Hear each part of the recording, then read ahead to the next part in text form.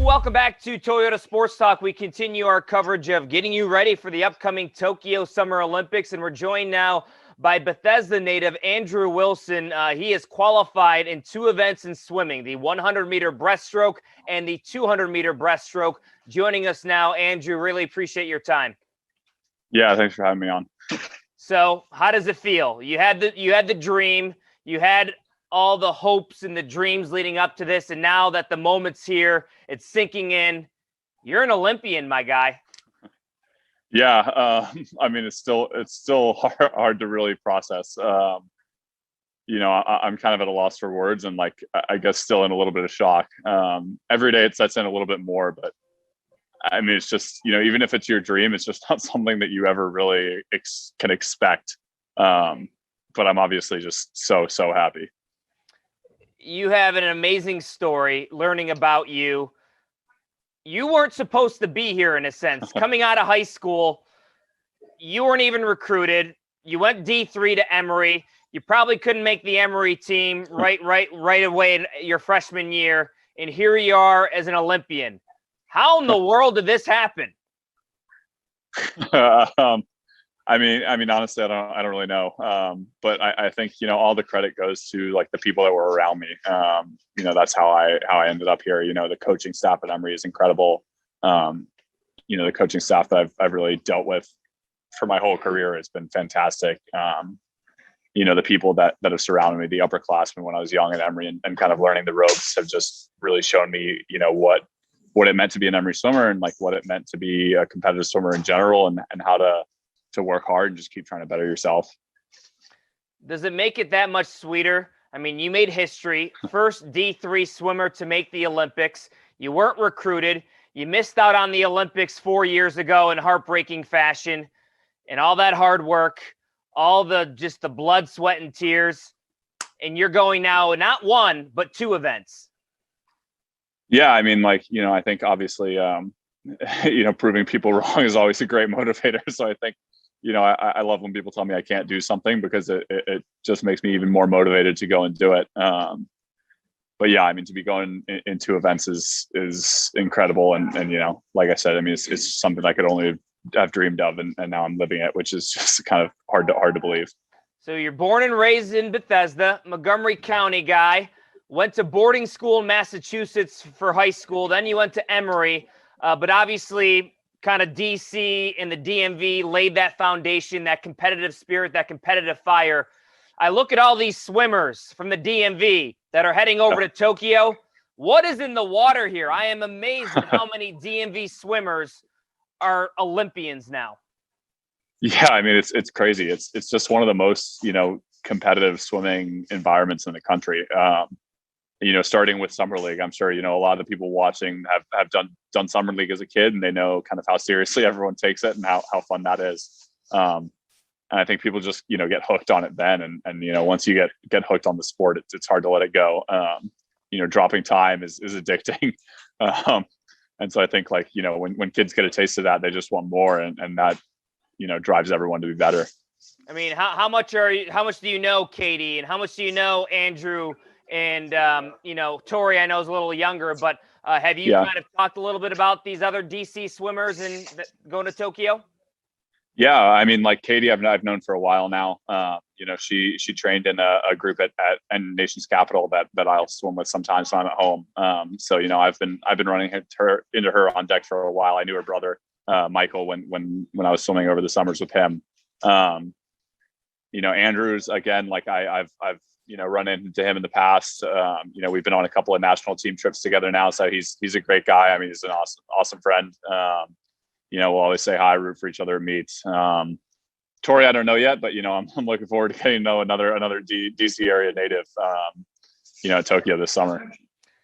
I'm curious, what has your phone been like these last couple of days? Text messages, direct messages, calls, voicemails?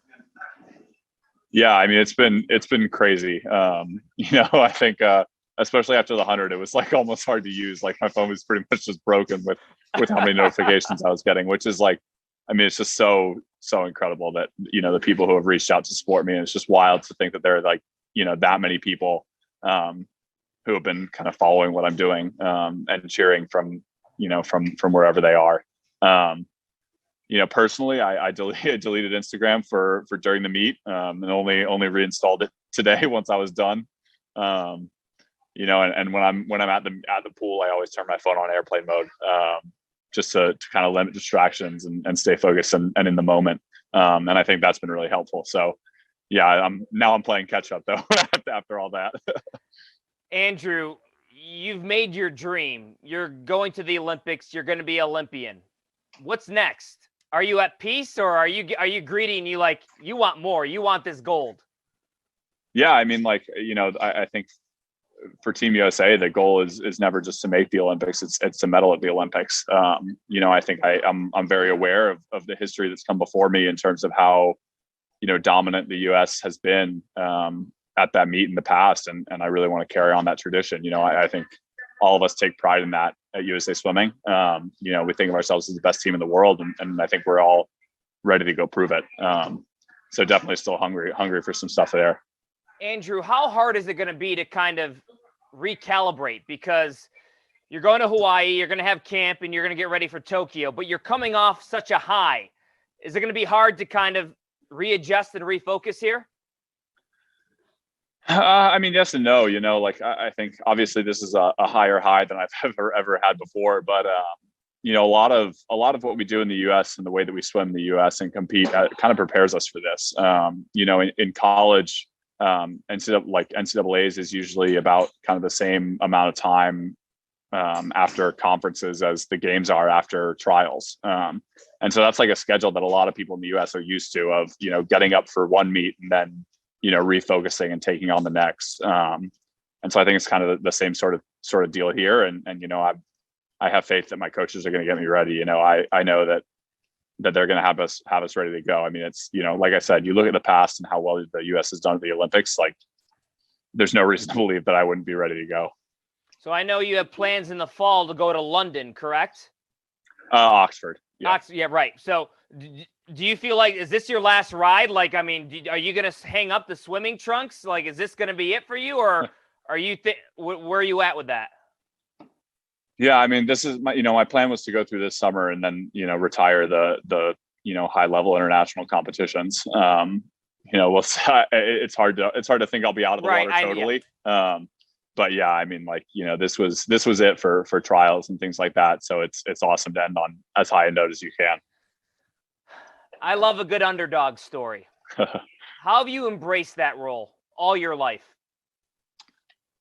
Yeah, I mean, I guess I haven't always felt like that or thought of myself like that. I just kind of set goals and do what I can to achieve them, and then if I do, I'll refocus and set new ones. So I don't know that I necessarily feel like that, and I know that's what a lot of people probably think when I'm coming from D3. But yeah, I mean, I just think of myself as another swimmer working hard for a dream. And I think a lot of D3 swimmers think that same way too. They're not thinking of themselves as underdogs or worse. They're just thinking of themselves as athletes, and are just trying to do their best and better themselves. So I think that's kind of how I approach it. There's going to be a lot of young swimmers that'll be watching our conversation probably tonight across the DMV. They're dreaming big. They want to be the next Tori. They want to be the next Katie. They want to be the next Andrew.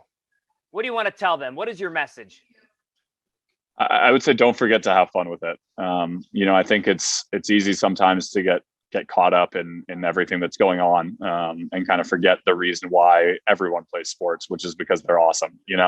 I mean, it's like going to practice, going to meets should be the highlight of your day, the highlight of your week, and not something that you dread. And I think, there's definitely times for every, competitive athlete where they're not enjoying a sport as much as they maybe used to or should. And I think just remembering that, enjoying it is the most important thing. My coach at Emory always used to say that a happy swimmer is a fast swimmer, and I couldn't agree with that more. Andrew Wilson, really appreciate you taking 10 minutes. We're all proud of you back home here in DC, and go get that gold, go get that medal at the Olympics, my friend. Yeah, thank you guys. Go Caps.